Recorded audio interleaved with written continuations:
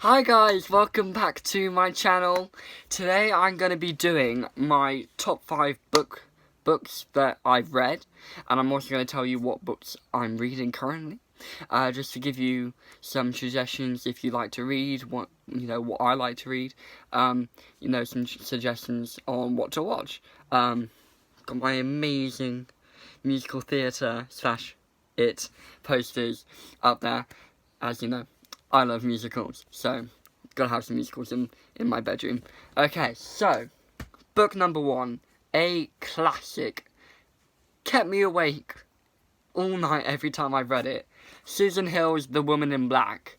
I got this, I think 4 or 5 years ago. I watched the film with Daniel Radcliffe. I've seen the stage show like 6 times. Read the book twice. The book is absolutely terrifying. If you don't know the story of The Woman in Black, it's basically about a solicitor that goes to a town called Griffin Gifford to attend a funeral of someone called Alice Drablow and sort out her legal documents at her house. Basically, spooky things happen. There's this woman in black. Children die. Would highly recommend this book. When the West End opens, go see the show. It is some of the best theatre out there. I absolutely love it. So good, terrifying and clever the way they do it. It goes on tour quite often, every 2 or 3 years, so I've seen it, obviously, like I said, 6 times. I've been so lucky to see it so many times. But the book, for me, stands out as an all-time classic. It is gripping, scary, everything you want it to be. Plus, it's the original story. Read it. So good. Love this book. Okay. Number 2. Agatha Christie. You've got to have some Agatha Christie. I mean, who doesn't love a good murder mystery? And Then There Were None. I saw a production of this at Dean Close, the school I went to. And I was like, oh, this is so good, I need to read the book. And it's about these strangers who go to a island to see this guy called A.Non, I think. Basically, it means anonymous. It's a setup.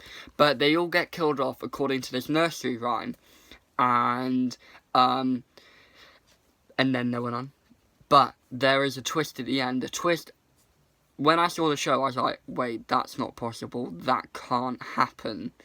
But the book, it's quite heavy going. You have to stick with it.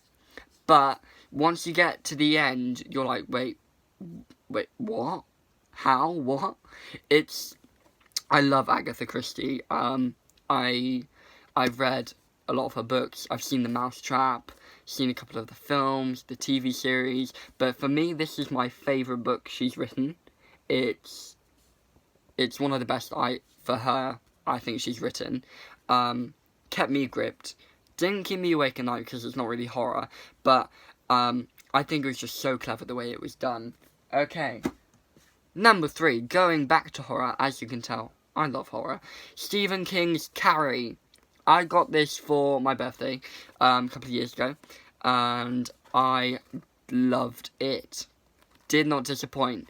I knew the musical and seen the original film. I haven't watched the new one, the one with Chloe Grace Moretz, I think that's her name. I'm not sure how you say it.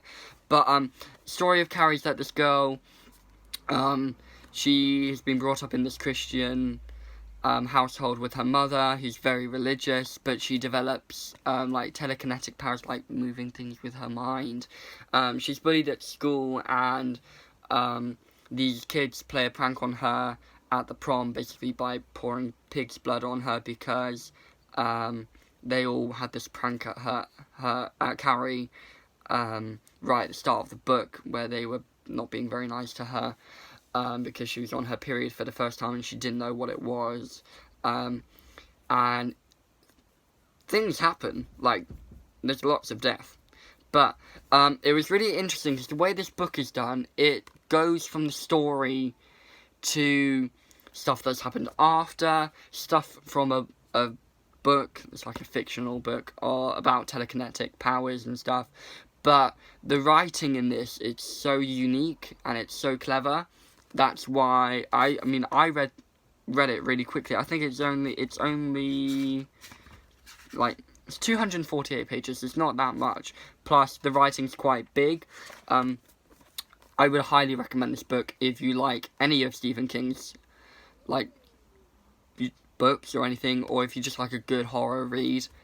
This is for you. There is lots of blood and stuff in this. Okay, number 4. I watched the film first, but The Perks of Being a Wallflower. This is such a sad book. It's along the same like sadness of The Fault in Our Stars sadness. Like, this got to me. It's about this guy who's always on the outside, but then he suddenly becomes popular and he meets this girl and he falls in love with her, and he's got anxiety and stuff like that. And it's basically your classic coming-of-age story, but it's sad. It really made me weep. I read it on a ski trip a couple of years ago, and I loved it. I love the film. It's got Emma Watson in, and Ezra Miller, and Dylan Mignette. I think that's how you say his last name. But the book is so good. So good. I would really, really recommend it. Number 5. Going back to the horror. I love horror books. Dracula. Yes. You cannot, like, be a horror book fan and not love Dracula. Do I need to explain the story of Dracula? Not really, but I will anyway. Guy goes to Count Dracula's castle to sort some stuff out. Basically goes crazy, and Dracula gets younger and tries to take over England. I saw the stage show at my local theatre, and it was good. They had some, I think the set designers were West End set designers, and for the final kind of battle right at the end of the show, they had it raining for 5 minutes straight, and it was terrifying. It was one of the scariest shows I've seen. But the book is good. It is lengthy, but obviously this doesn't look like a lot, but look how tiny this writing is, and there's a lot on the page. So it's tough going, but really, really worth the read. So that's my top 5. I will show you what I'm currently reading. I watched the Netflix series a couple of weeks ago, and I was like, I have to get the book. Have to. There is no doubt. The Stranger. It is such a page turner and kept me guessing right up till the end on the Netflix series. I had no idea who was going to be the overall person this all happened because of. But if you want something that is going to really keep you guessing right up until the last second, read this. It's dark, it's weird, it's creepy, but it's so far it's been really good. I really like it. And if you don't really like reading, I would watch the Netflix series. The episodes are quite long, but once you get into the first 2, you get into the series. I binged watched it in a couple of days. It was really good. So that I'm currently reading that. I am also reading. I love this woman because she inspires me so much. As a musical theatre fan, of course I'm going to support actresses and actors. So I'm reading In the Time We Lost by Carrie Hope Fletcher, one of my absolute idols. I love her so much. She's so talented. And this is one of the books she's written. She's written quite a few books now. This is the only one I've got so far, because I didn't really know she wrote beforehand, but I wanted to make sure I got a copy of this. At the moment, I'm not that far into it, but the story's been good so far. What I've gotten out of it is that there's some sort of marriage thing, and there's family feuds. it's interesting. I think it's set in the modern day at the moment, but I'm pretty sure she goes back in time.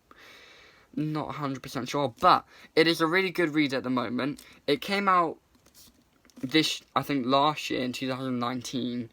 But I mean, I had an acting job as a scare actor during the time I got this. And I got this on, like, kind of to read in, like, when we were getting ready and stuff, but I didn't have a lot of time, so I kind of revisited it, and it's really good, really modern, fresh. Read it. The anticipation for my final book that I'm reading was so high. Like, it had a TV series, the book was, like, such a classic. It was The Handmaid's Tale. Loved it. The book, I was like, oh my goodness, like, what am I going to read now? But then they announced The Testaments, which is a prequel, I'm pretty sure, at the moment. I'm only, like, this far into it, and the pages are long. But if you like The Handmaid's Tale, this is a good book. And it's such a cool thing. It's like, normal person, handmaid. Like, how cool is that?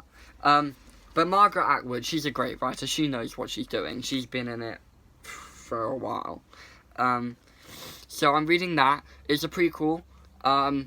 Story is a bit odd, but Handmaid's Tale is really odd as well, and really dystopian. But I'm really loving this at the moment. So yeah, those are the books I'm currently reading.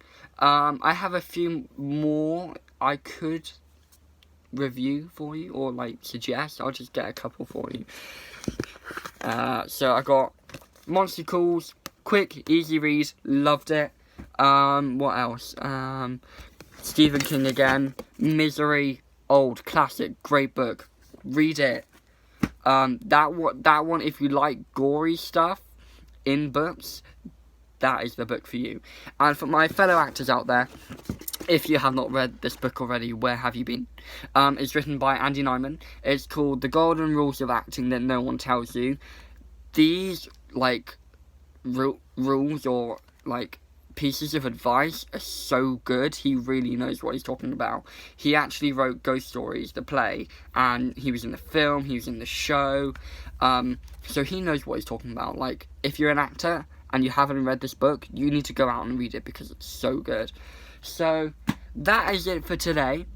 If you have any suggestions for what you'd like to see on here, maybe anything you'd like to say, feel free to comment down below. Comments will be on. I'd love to hear from you guys.